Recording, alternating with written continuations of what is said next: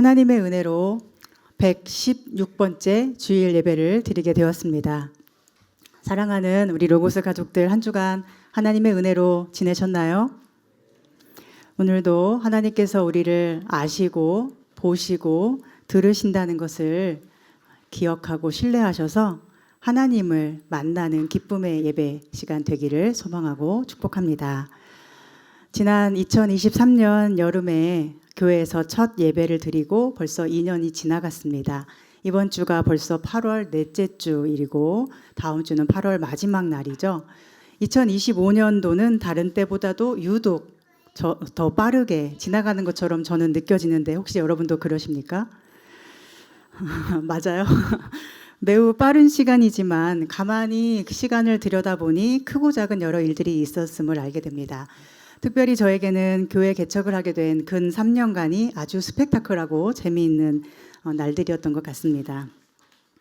23년 6월에 첫 예배를 드리고 6월 마지막 주일에 입당 감사 예배를 드리며 많이 울었습니다. 하나님의 은혜가 너무 놀랍고 감격스러워서요. 그러다가 한 번의 가을과 한 번의 봄이 지나가고 총회에서 하는 총회 개척 훈련 과정을 봄에 다 마친 후에 갑자기 병을 진단받았어요. 그리고 병을 치료하면서 또다시 한 번의 가을과 또 한 번의 봄이 지나갔습니다. 지금은 여름이고 이제 곧 가을이 옵니다. 그리고 우리 교회는 지난 2년간의 하나님의 놀라우신 인도를 따라 또다시 새로운 길을 걸어가게 될 거라고 믿습니다. 아무 일도 일어나지 않는 것 같았지만 하나님은 일하셨습니다. 지금 여기 예배하고 있는 여러분 한 분 한 분이 첫 주일에 오셨고 또 첫 달에 오셔서 그렇지 만약 2년 동안에 지금 여기 계신 여러분이 아주 조금씩 천천히 등록을 하셨다면 우리 교회는 2년 만에 1000% 넘게 성장을 한 교회가 되는 것입니다. 1에서 2가 되면 100%죠. 우리는 0이었죠. 지금 이렇게 많아진 거죠. 무에서 유를 창조하시고 여기까지 오게 하신 하나님께 감사합니다. 찬양 인도자도 없었다가 생기고 반주자도 없다가 둘이나 생겼고 교회 관리하는 분들도 없었는데 지금 이렇게 매주 교회를 깨끗하게 관리해 주시는 분이 생겼고 심지어 예배 드릴 사람도 없었는데 이 공간에서 예배를 드릴 뿐 아니라 식사할 수 있도록 준비하는 손길이 생겼어요. 무에서 유를 창조하시는 하나님의 일하심이 목사인 저로서는 놀라울 뿐입니다. 또 우리 아가들은 어떤가요? 우리 루미가 2돌 되기 전에 우리 교회에 와서 벌써 4돌 맞이 생일을 치렀고 이제 곧 예나도 우리 교회에서 3번째 생일이 돌아오고 우리 예나는 교회에서 세례까지 받은 세례교인이죠. 요즘 아이들의 성장하는 모습을 보면 웃음이 나고 기쁩니다. 우리 루미가 은혜라는 찬양을 부르면서 내 삶에 당연한 건 하나도 없었던 것을 모든 것이 은혜였소 하고 찬양을 부르면 이 5살짜리 아이가 얼마나 큰 하나님의 은혜를 자기 자신도 모르게 고백하고 있는가 생각하면서 웃음이 나곤 합니다. 우리 7살 예나가 하나님의 은혜로 이 쓸데없는 자 왜 구속하여 주는지 난 알 수 없도다. 내가 믿고 또 의지함은 내 모든 형편 아시는 주님 늘 보호해 주실 것을 나는 확실히 아네. 이렇게 찬양할 때 어린 마음으로 지금 뭘 그리 많이 알겠는가 싶겠지만은 이 찬양의 고백처럼 하나님은 예나의 삶을 확실히 아시고 확실히 보호해 주실 것을 믿습니다. 우리 아이들이 이렇게 우리가 볼 수 없는 곳에서 아름다운 모습으로 그 신앙이 바르게 성장하는 모습을 생각할 때 새삼 얼마나 감사하고 기쁜지 모릅니다. 모든 것이 하나님의 은혜입니다. 저는 지금까지 인도하신 하나님께서 앞으로는 또 어떤 손길로 놀랍게 인도하실지 기대가 됩니다. 여러분도 기대가 되십니까? 네, 오늘 말씀에 보면 모세가 광야 호렙산, 시내산이죠. 거기서 하나님을 만나는데 떨기나무에 불이 붙었는데 나무가 사라지지 않는 것을 보고 놀라워하고 있습니다. 떨기나무라는 것은 광야에 있는 아주 보잘것없는 나무입니다. 키도 작고 볼품없고 또 과실도 없는 나무입니다. 메마르고 척박한 땅에 있는 나무입니다. 그런데 그 나무에 불이 붙었어요. 불이 붙으면 나무는 불에 타서 죽는 게 당연합니다. 그런데 나무가 타 죽지 않는 거예요. 저는 이 떨기나무가 불이 붙었는데 불이 나무를 태우지 않고 계속 나무에 불이 붙어 있었다는 것이 꼭 우리 교회처럼 느껴집니다. 우리 로고스 교회가 처음에는 교회라고 할 수 있는 저 황미라 목사 혼자서 광야에 내던져졌죠. 광야에서 도와줄 사람 한 사람도 없이 척박한 곳에 혼자 있어야 했습니다. 사역만 내내 하느라 세상 물정 하나도 모르고 나이만 먹었는데 어디서 살아야 하는지, 교회를 개척은 어떻게 해야 하는지 아무것도 모른 채 세상에 홀로 서 있는 기분이었습니다. 떨기나무와 같이 보잘것없고 작고 약한 저에게 저를 태워버리고 없애버릴 불이 붙었어요. 돈이 없었고요. 사람도 없었고요. 정말 의지할 것이라고는 아무것도 없이 홀로 내던져졌으니 말입니다. 그런데 지난 2년간 돌아보니 불이 붙었는데 타지 않고 사라지지 않고 있어요. 2년 동안 살아오는 동안에는 그 시간이 매우 길고 외롭고 고단하기도 했는데 지금 돌아보니 그 모든 시간이 떨기나무에 불이 붙었는데 타지 않은 시간이었습니다. 하나님이 함께 하시는 시간이었고 하나님이 임재하사 가까이 계시는 시간이었습니다. 여러분도 신기하지 않으세요? 우리 교회 월세가 교회 형편에 비하면 매우 비싼데 그 비싼 월세를 어떻게 2년이 넘게 감당하고 있는 것인지 여러분 신기하지 않으십니까? 당장 교회 문 닫아야 할 것 같은 위기가 늘 눈앞에 있는데 그 월세 못 낼 것 같은 불이 교회에 붙어도 교회가 지금까지 사라지지 않고 있어요. 이번 주도 불이 붙은 상황인데 하나님께서 태우지 않도록 도우시리라고 믿습니다. 여러분 기도 부탁드려요. 또 당장 제가 살고 있는 집, 사택이라고 할 수 있는 그 집도 월세를 못 낼 것 같아서 언제 나가야 되나 걱정하지 않을 수가 없는데 그 불이 붙은 떨기나무와 같은 제 삶이 아직도 사라지지 않고 있습니다. 물론 누군가가 보기엔 비웃음거리가 될지도 모르죠. 2년이나 지났는데 아직도 그 모양이야? 라고 하는 사람도 있을 수 있겠죠. 세상은 늘 두 부류가 있으니까요. 교회를 개척할 당시에도 절대로 도와주려고 하지 않고 신경도 안 쓴 사람이 많이 있었지만 교회가 세워지는 것을 기쁨으로 여기며 헌신한 분들도 많이 있었습니다. 그분들을 통해 교회가 세워졌고 하나님은 그분들을 기억하신다고 저는 믿습니다. 교회는 예수 그리스도의 몸인데 교회가 세워지는 것을 만약 싫어하거나 방해한다면 하나님께서 그 사람을 어찌 기뻐하실 수 있겠습니까? 그러나 교회가 세워질 때 박수치고 헌신하고 기꺼이 자기를 들여서 교회를 세우려고 했던 사람에게 하나님은 예수님의 생명의 권능을 가득히 부어주신다고 저는 믿습니다.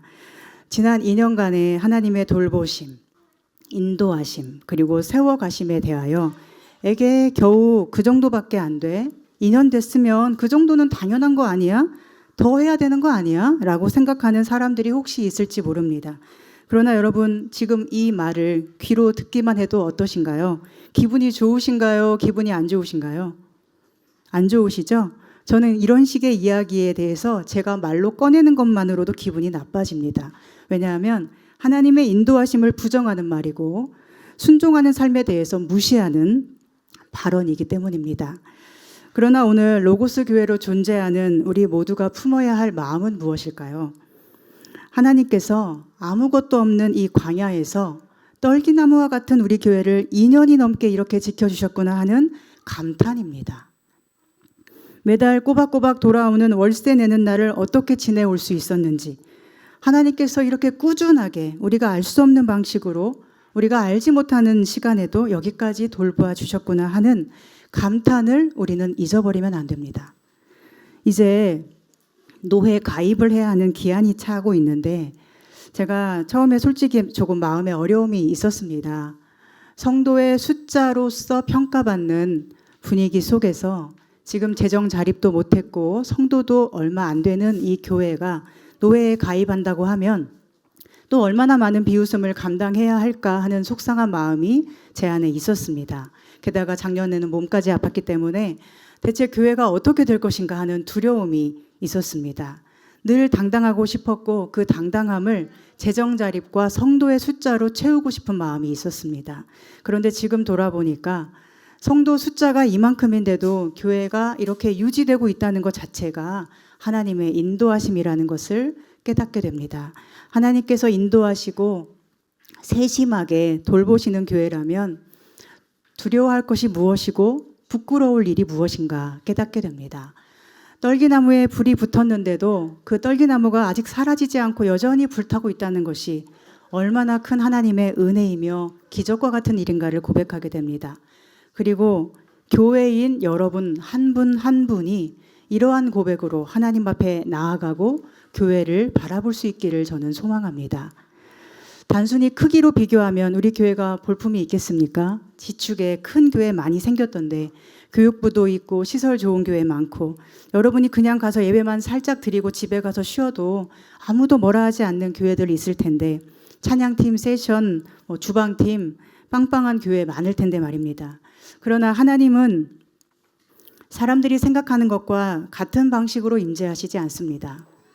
하나님이 큰 건물 가진 성전에서만 임재하실 것 같고 폭풍과 지진과 같은 큰 현상 속에서 하나님을 계시하실 것처럼 많은 사람들이 생각하고 있지만 오늘 모세를 만나 주시는 하나님은 떨기나무 같은 작고 보잘것없는 나무 속에 임재하시고 그 나무에 붙은 불 속에서 자신을 계시하십니다. 우리 교회가 작고 연약해도 하나님은 우리 교회 안에 임재하시고 우리 교회가 걸어가고 있는 모든 고난의 순간에 자신을 계시하고 계심을 알 수 있습니다. 특별히 아무것도 가지지 못한 채로 주님만을 따라갈 때에 그 임재의 경험은 강렬하고도 특별한 것입니다. 중요한 것은 우리가 그분의 임재를 얼마나 세심하게 느끼고 경험하며 믿음으로 고백하는가 하는 것입니다. 그리고 우리가 아무리 작은 떨기나무일지라도 하나님이 함께 하실 때 결코 타지 않고 사라지지 않으며 오히려 그 불로 인하여 더 밝게 빛나는 존재가 될 것임을 오늘 하나님은 우리에게 말씀해 주십니다. 그러니 우리 속에 이러한 고백이 넘치기를 소망합니다. 떨기나무가 어찌하여 타지 아니하는가? 떨기나무가 어째서 타지 않지? 내가 이 큰 광경을 보리라. 하나님 어떻게 이렇게 우리 교회를 세심하게 인도하셨어요? 어째서 교회가 무너지지 않고 이렇게 2년 넘게 유지되고 성장이 되고 있어요? 이것을 정말 큰 광경을 보는 것처럼 감탄하고 놀라는 마음이 여러분 안에 있습니까? 맨날 드리는 찬양, 맨날 하는 반주, 맨날 하는 점심 식사, 맨날 하는 청소가 아니라 여러분의 귀한 손길을 통해서 주의 몸된 교회를 세우시고 인도하시는 하나님의 강력한 손길을 정말로 여러분 느끼고 계시냐는 것입니다. 오늘 우리에게 큰 광경으로 인정되는 것은 무엇입니까? 여러분은 뭘 봐야 이 큰 광경이라고 하겠습니까? 여러분의 큰 광경은 하나님의 임재입니까? 돈과 성공입니까? 우리 교회가 어느 정도 규모가 되어야 이 큰 광경이라고 감탄하실 수 있겠습니까? 우리는 하나님이 임재하시는 모든 곳에서 하나님이 함께하는 모든 순간에 이 큰 광경을 발견하고 감탄할 수 있는 믿음이 되어야 합니다. 영화 죽은 시인의 사회에 보면 한 고등학생이 나오는데 이 아이는 연극하기를 좋아해요. 그런데 이 아이가 다니는 학교는 규율과 전통이 엄격하죠. 아버지가 그 학교에 아이를 보내면서 연극은 절대 못하게 해요. 너는 하버드대 가서 의사 돼야 된다고 다그칩니다. 아무리 아버지를 설득하려고 해도 아버지는 요동하지 않아요. 아무리 말해도 안 된다는 것을 아는 이 학생은 더 이상 말하지 못하다가 자기 꿈을 응원해주는 한 선생님을 만나고 자신감을 얻어서 연극 무대에 서게 됩니다. 그런데 그 연극 무대가 있었던 밤에 아버지가 극장에 찾아오더니 아이를 집으로 데려가 버리죠. 아이는 주인공이어서 연극을 아주 잘했어요. 관람한 사람들, 친구들에게 다 박수 받고 칭찬을 받아요. 그런데 그 박수 소리를 뒤로 하고 연극이 끝나자마자 집으로 끌려가는 것입니다. 그리고는 무슨 일이 벌어질까요? 그날 밤에도 아버지는 아이에게 윽박을 지르고 도대체 왜 연극을 해야 하느냐고 묻습니다. 아이는 아버지와는 말이 통하지 않으니 알겠습니다 하고는 자기 방에 돌아가요. 그리고는 모두가 잠든 밤에 아버지의 권총을 찾아서 스스로 생을 마감합니다. 아버지가 뒤늦게 발견하고 울부짖으며 후회하지만 이미 때는 늦었습니다. 그런데도 가슴이 아픈 건 아버지가 끝까지 학교에 문제를 제기하고 아이의 꿈을 응원하던 선생님을 교직에서 떠나게 만들었다는 것이죠. 저는 그 슬픈 장면을 보며 생각했습니다. 아, 이 아이가 아무리 많은 사람이 인정하고 칭찬하고 박수쳐도 아버지와 소통이 되지 않았을 때 죽었구나. 사람은 아무리 다른 사람들이 잘했다고 말해줘도 정말로 가까운 사람에게 인정받지 못하고 소통이 되지 못할 때 죽는 것이구나. 다른 모든 친구, 선후배, 선생님들을 비롯한 관람자들이 다 박수치고 칭찬하고 좋아했어요. 그리고 학교에 가면 자기를 사랑해주는 친구들이 여전히 많이 있어요. 그러나 이 아이는 아버지의 인정이 없어서, 아버지와 소통이 단절되어서 아버지가 박수 쳐주지 않아서 목숨을 끊습니다. 여러분, 세상에 하는 일은 일이 이와 같습니다. 웬만해선 인정을 안 해주죠. 하버드대 가서 의사 되지 않으면 아무것도 못한 사람 되는 것이 세상입니다. 그렇게 세상은 사람을 죽입니다. 웬만한 일에서는 놀라지도 않아요. 심지어 아버지여도 사람을 그렇게 죽이는 것이 이 세상입니다. 자기는 아들 살리고 싶고 아들 행복하게 하고 싶었다고 말할지라도 아이는 그 속에서 행복하지도 않고 살고 싶지도 않았던 거예요. 오늘 우리는 어떻습니까? 우리는 살리는 사람으로 삽니까? 죽이는 사람으로 삽니까? 사람을 살린다는 것이 대단한 일을 해야 되는 것 같지만 사실은 우리의 작은 말 한마디, 눈빛 한 조각이 사람을 살릴 수도 있고 죽일 수도 있다는 것을 우리는 늘 기억해야 합니다. 특별히 우리가 눈이 높으면요, 사람을 죽이기가 쉬울까요? 살리기가 쉬울까요? 여러분 눈이 높으세요? 눈이 낮으세요? 여러분 눈이 높아서 웬만한 일엔 놀라지도 않고 감탄도 안 하세요? 아니면 눈이 낮아서 작은 일에도 감사하고 기뻐하고 칭찬하세요?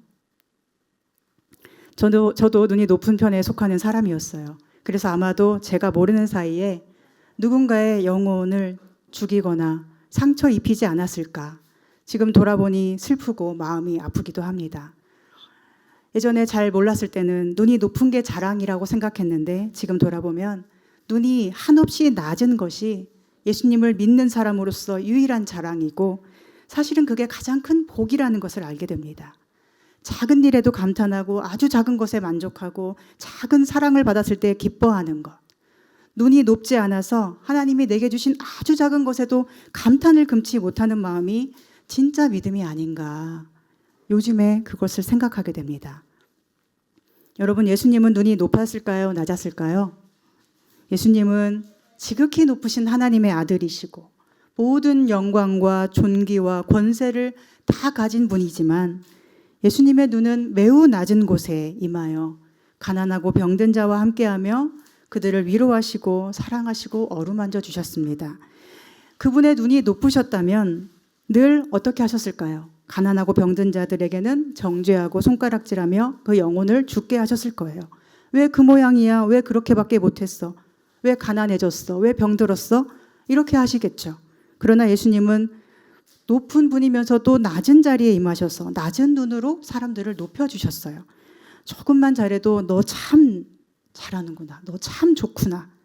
아무리 끔찍한 죄를 지었어도 내가 너를 용서한다.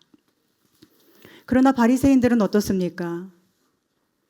그들은 눈이 아주 높아서 사사건건 예수님을 흠잡습니다. 예수님의 제자들을 흠잡았습니다. 당신의 스승은 왜 세리와 죄인과 함께 식사를 하는가? 당신들은 왜 식사하기 전에 손 씻는 정결의식을 행하지 않는가? 그리고 사회적 약자들에게 율법을 늘 들이대면서 당신들 이렇게 해서야 하나님을 기뻐하게 할 수 있겠어? 사사건건 따지고 정죄하죠. 그런 자들에게 예수님은 독사의 자식들아 라고 소리치셨어요. 그리고 하나님은 높은 눈의 자랑을 벌하신다고 성경에 말씀하고 있습니다. 사탄이 하는 짓도 이와 같아요. 우리의 작은 흠과 실수에도 사탄은 그것을 끈질기게 물고 늘어지며 우리를 죽음으로 데려갑니다. 너 그거 잘못했잖아. 율법에 그건 죄야. 하나님이 용서하시겠어? 이렇게 우리를 정죄해요. 그런데 그 사탄은 성도들 사이에도 들어와서 꼭 그렇게 서로를 판단하고 정죄하도록 눈에 보이지 않게 역사를 합니다. 보이지 않게요. 때로는 달콤한 말로써 역사하고 때로는 비난의 시선으로 역사합니다.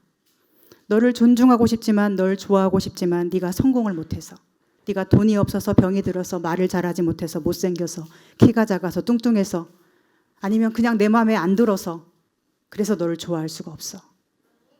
말로 눈으로 행동으로 자꾸 이야기하는 거예요. 그렇게 높은 눈으로 위에서 아래로 내려다보는 시선을 가지고 성도가 성도를 정죄하고 넘어뜨리게 만드는 것은 바로 사탄의 역사입니다. 김창국이라는 강사가 강연을 하는데 한 사연자가 자기 엄마와의 이야기를 하고 있더라고요. 엄마가 유난이라는 거예요. 그래서 자기가 항상 말리고 다녀야 된다는 거예요. 그래서 그 엄마를 보니까 딱 봐도 조금 특이해 보이는 거예요. 성가대 가운 같은 옷을 입고 범상치 않은 표정과 그 몸짓을 하면서 약간 거만한 표정으로 앉아 있더라고요. 그 사연을 들어보니까 엄마의 버킷리스트가 1000개래요. 그래서 앞으로 몇십 년을 더 살아도 매월 한두 개를 해야 그걸 다 할 수 있다는 거예요. 그 중에 하나가 공인중개사여서 그 자격증을 땄고, 또 필라테스 강사도 하고 싶어서 했는데 그건 안 맞다고 해요. 근데 사실은 자기가 성악을 하고 싶었는데 그 길로 가지 못해서 이것저것을 많이 하고 있다는 식으로 이야기를 했습니다. 그렇게 이야기하다가 알고 보니까 아들이 지금 26살인데 엄마는 25년째 싱글맘으로 살고 있다는 거예요. 그 얘기를 듣는 순간 얼마나 힘들었을까 싶었는데, 그때 그 강사가 이런 말을 해요. 엄마의 삶을 있는 그대로 받아주고 인정해주는 존재가 필요했던 것 같다라고요. 그 한마디에 이 엄마가 눈물이 글썽입니다. 정말 열심히 살았고 버킷리스트가 1000개일 정도로 열정적으로 살았지만 사실은 25년 동안 홀로 자식 키우면서 견뎌야만 했던 그 수많은 고난의 세월들을 아무도 인정해주지 않는 고통이 엄마 속에 있었던 거죠. 그러니 이것저것 수없이 많이 하고 정신없이 하느라 아들에게 유난이라는 말까지 들으면서도 정작 채워져야 할 빈가슴은 채워지지 않고 있어요. 저는 그 모습을 보면서 사람은 인정받아야 할 누군가에게 인정받지 못할 때 죽는구나라고 다시 한번 느꼈습니다. 그리고 세상이 얼마나 사람을 이렇게 죽음으로 끌고 가는가. 사탄이 이 세상을 지배하면서 얼마나 그 속에 사람들을 인정에 목말라 하게 만들고 그렇게 죽는지도 모르고 죽어가게 하는가를 생각하게 되었습니다. 오늘 하나님께서는 모세를 부르시면서 내 백성을 구원하라고 말씀하십니다. 이스라엘의 부르짖음이 내게 달하고 애굽 사람이 그들을 학대하는 것을 보았다고 하십니다. 애굽의 왕 파라오가 얼마나 그들을 괴롭히는지를 하나님이 아신다는 거예요. 파라오가 다스리는 세상에서 하나님의 백성들은 어떻게 살았습니까? 그들은 노예였죠. 법은 늘 억울하게 적용되었겠죠. 아니, 법의 적용을 받지 못한 채 늘 고통당하고 학대받아도 부르짖을 대상조차 없어요. 아무도 그들을 돌봐주지 않아요. 그들은 한 끼 밥을 먹기 위해서 하루 종일 일해야만 했습니다. 몸이 부서지도록 일하고 또 일해도 그들에게 돌아오는 건 존재로서의 인정이 아니라 네가 그렇게 일하니까 밥이라도 먹을 수 있는 거야 라는 비웃음이죠. 네가 아파서 일도 못하면 너는 버려지는 거야. 너는 쓸모없는 사람 되는 거야 라는 비아냥이죠.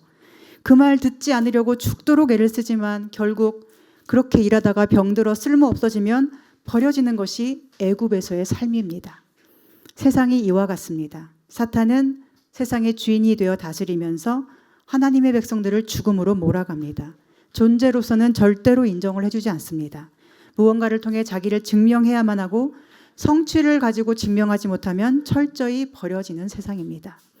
하나님께서는 왜 그들에게 모세를 보내셨습니까?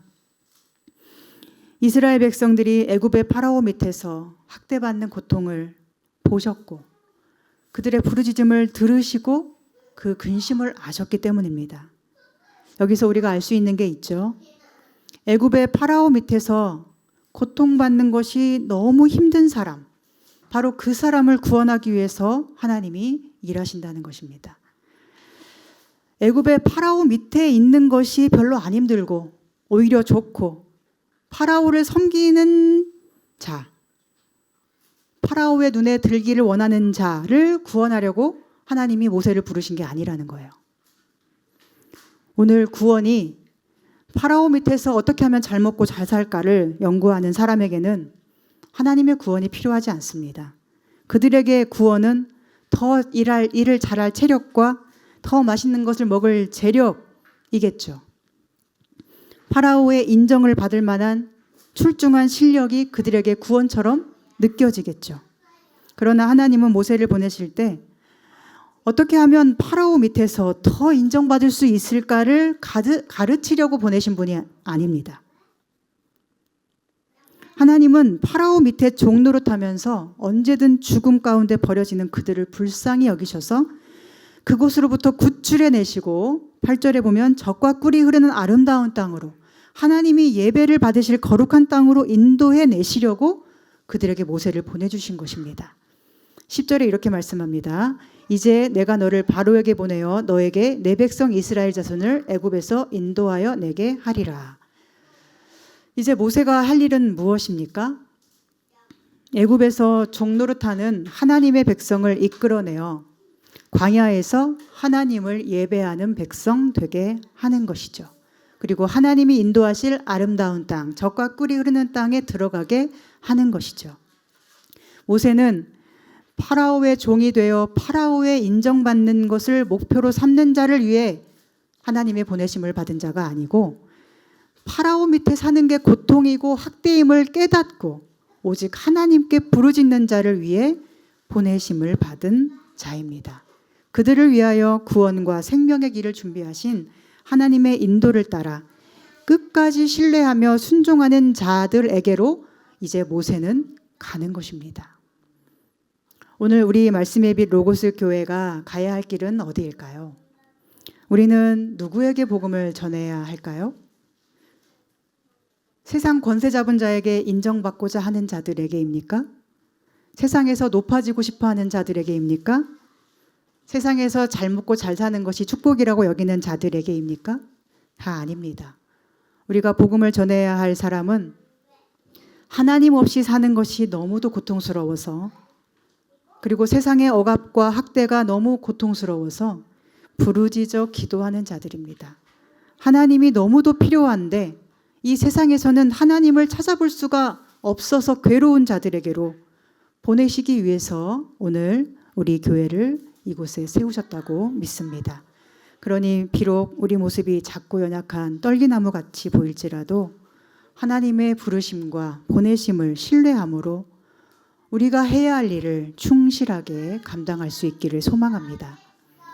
예수님께서는 이런 말씀을 우리에게 하셨어요. 지극히 작은 것에 충성하는 자는 큰 것에도 충성하고 지극히 작은 것에 불의한 자는 큰 것에도 불의하니라.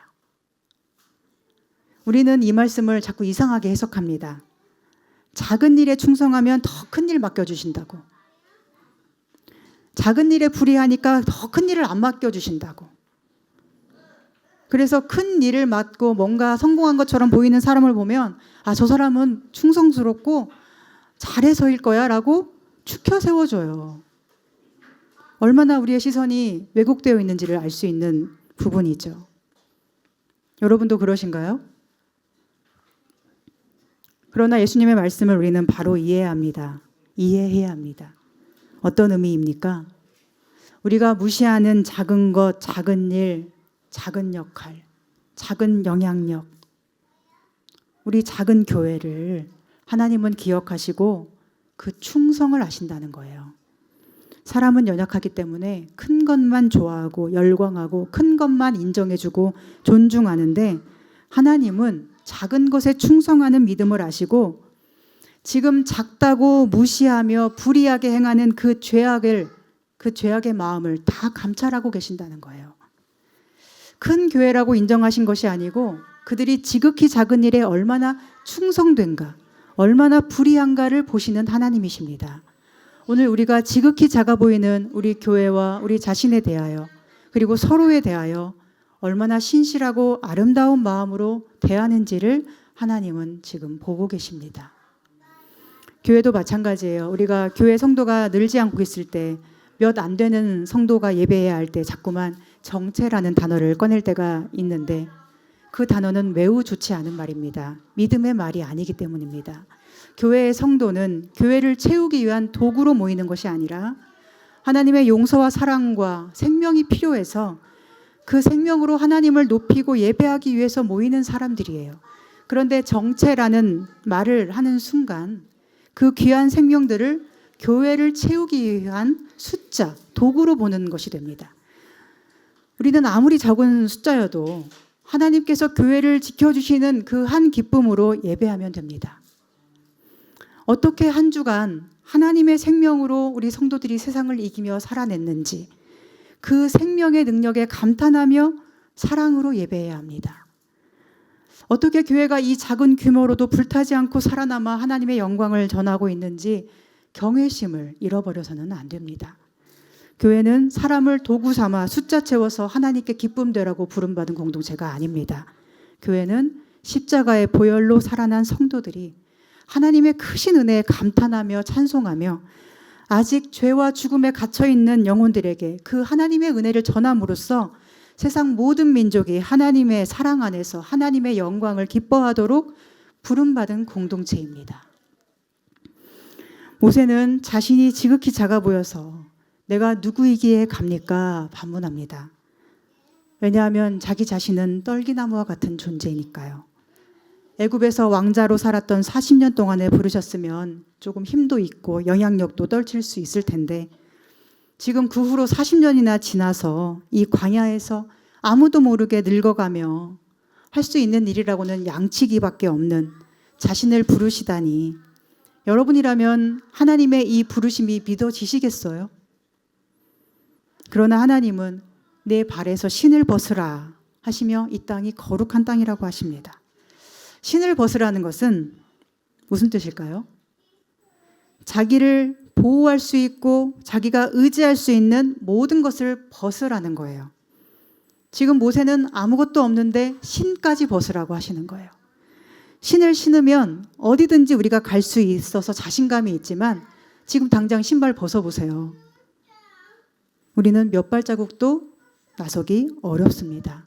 자신의 모든 권리 또한 자신감 다 버리고 오직 하나님 앞에 종처럼 서서 하나님이 인도하시는 길을 따라가라는 순종의 부르심이에요.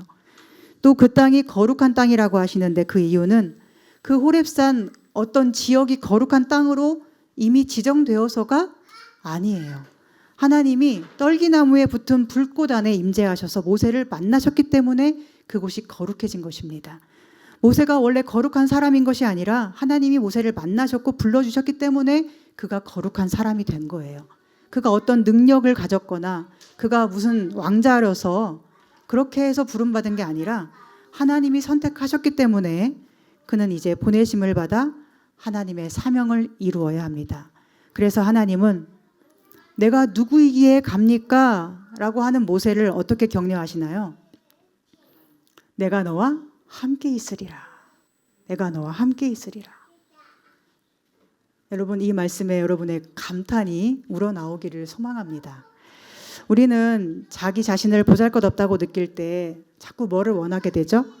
어떤 것을 성취할 수 있는 실력, 능력, 또 세상이 나를 인정해주는 어떤 칭찬 이런 것들을 원하게 되죠. 그것들이 자기를 증명한다고 자꾸 생각을 하기 때문이에요. 그러나 하나님은 모세에게 내가 너와 함께 있으리라 이 한마디만 하셨어요. 하나님이 함께 하시면 다른 어떤 것으로 너를 증명할 필요가 없다고 말씀하시는 거예요. 네가 내 사람으로서 살아가면서 이루어야 할 사명은 오직 나 여호와로 충분하다 하시는 것입니다. 그런데 이제 모세가 하나님과 함께하는 사람이라는 것이 어떻게 증명이 될까요? 당장에 증명되면 좋겠다 우리는 또 기대를 하지만 하나님은 12절에 이렇게 말씀하세요. 내가 반드시 너와 함께 있으리라. 네가 그 백성을 애굽에서 인도하여 낸 후에 너희가 이 산에서 하나님을 섬기리니 이것이 내가 너를 보낸 증거니라. 아멘. 하나님이 함께 하시는 그 사람의 증거는 당장의 눈앞에 어떤 결과, 어떤 성취로 나타나는 것이 아니라 마지막에 나타난다는 것입니다. 언제요? 그 마지막이 언제예요?